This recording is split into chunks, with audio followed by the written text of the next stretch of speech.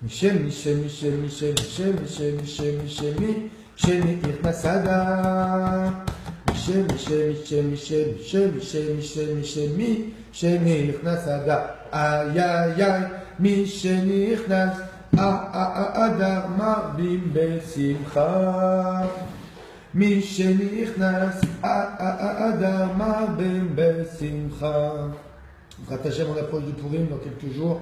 Et aujourd'hui, en attendant, déjà, on continue notre étude de Meshivat Nefesh, notre étude quotidienne.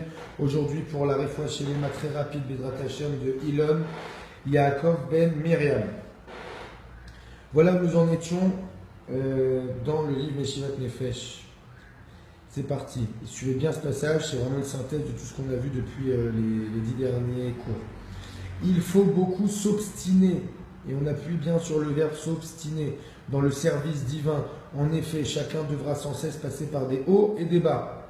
Pire encore, il se peut aussi que l'on fasse chuter une personne volontairement. Il lui faudra alors se renforcer par tous les moyens possibles. À plusieurs reprises, l'homme devra beaucoup se renforcer, même de façon obstinée. Il faudra faire preuve d'un très grand entêtement dans ces situations-là. Souviens-toi bien, c'est ce qui est écrit, c'est pas moi qui vous dis ça, souviens-toi bien de ce conseil, car tu en auras besoin. Sache que tous ces troubles et ces souffrances sont indispensables pour accéder aux portes de la sainteté. Et tous les tzadikim et les véritables personnes qui craignent Dieu ont connu tout cela. Alors ne croyez pas, n'allez pas imaginer ce qui des fois décourage. Quand vous voyez quelqu'un qui va à la tefila tous les jours, qui est régulier, que vous le voyez habillé vraiment comme un vrai Yehudi, que vous voyez, je sais pas, que vous voyez quelqu'un qui vous paraît, ah non mais lui il est très religieux. Sachez que lui aussi il est passé par des hauts débats, que chacun se bat. Si on veut vraiment s'approcher d'Hachem, c'est le chemin et c'est comme ça que ça fonctionne.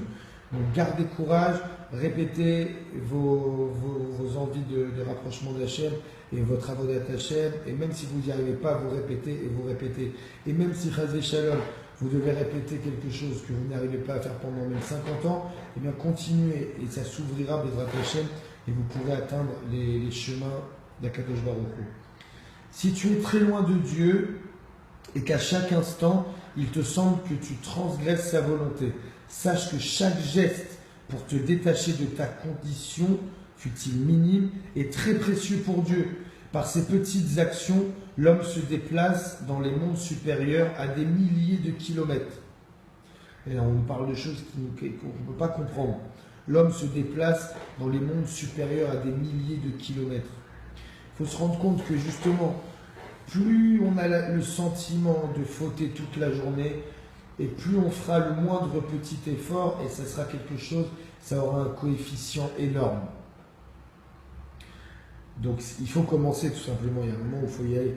C'est pas parce qu'on se trouve très éloigné qu'on a le sentiment, et c'est certainement en partie vrai, qu'on fait n'importe quoi toute la journée, que ce soit dans notre parole, dans notre bouche, dans notre lachon hara, qu'on fait malheureusement dans nos yeux, dans les fautes, dans tout, ou dans même les choses qu'on ne fait pas.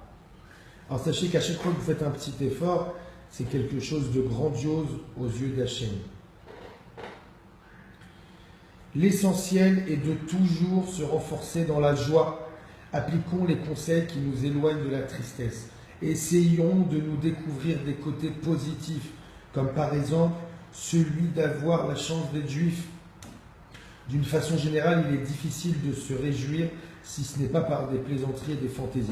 Alors, ce qu'on entend réjouissance, c'est vrai que nous, dans notre génération, ou peut-être même avant, je ne sais pas, là c'est moi qui comprends ça comme ça, mais à part des plaisanteries, des fantaisies, des amusements, on se dit comment alors je vais m'amuser, comment pas je vais m'amuser, comment je vais me réjouir, comment je vais monter, comment je vais faire ressortir de la joie pour avancer vers Hachem.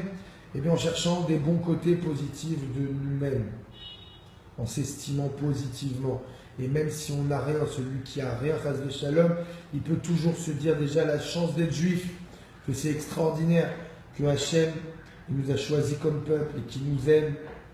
De se dire d'être juif, de se réveiller le matin, de dire bon voilà, moi j'arrive à rien, mais regarde, bon Hachem, je me suis réveillé en forme, Hachem il m'a réveillé, j'ai mes bras, j'ai mes jambes, je peux respirer, j'ai eu à manger ce midi, j'ai eu à manger ce soir, j'ai où dormir, j'habite en Eretz Israël, j'habite en France, je vais à la synagogue, j'ai telle et telle envie, ne serait-ce même si je fais rien, j'ai ces envies-là qui sont belles. Il y a toujours quelque chose. J'ai dit merci aujourd'hui à lui, j'ai tenu la porte à elle, j'ai réussi à mettre mes tefilines, mais après j'ai fait n'importe quoi de ma journée, mais j'ai mis mes tefilines. De toujours trouver un côté positif en soi et de s'en réjouir, d'être heureux de ça. Sache que dans ce monde, l'homme doit traverser un pont très étroit. L'essentiel et l'important est de ne pas avoir peur.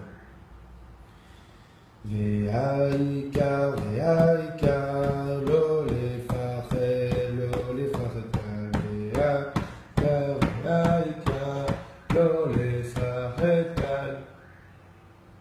Guéchert Sarméod, un pont très étroit, mais ce pont, il existe. Et c'est ça qu'il faut se dire. On va le passer et on va avancer et on va devenir des juifs extraordinaires car nous le sommes déjà, mais on va révéler en nous ce côté extraordinaire et devenir des bombes atomiques. Bezrat Hashem, je vous souhaite une bonne semaine, des bons préparatifs de Purim. À demain, Nachman, Meuman.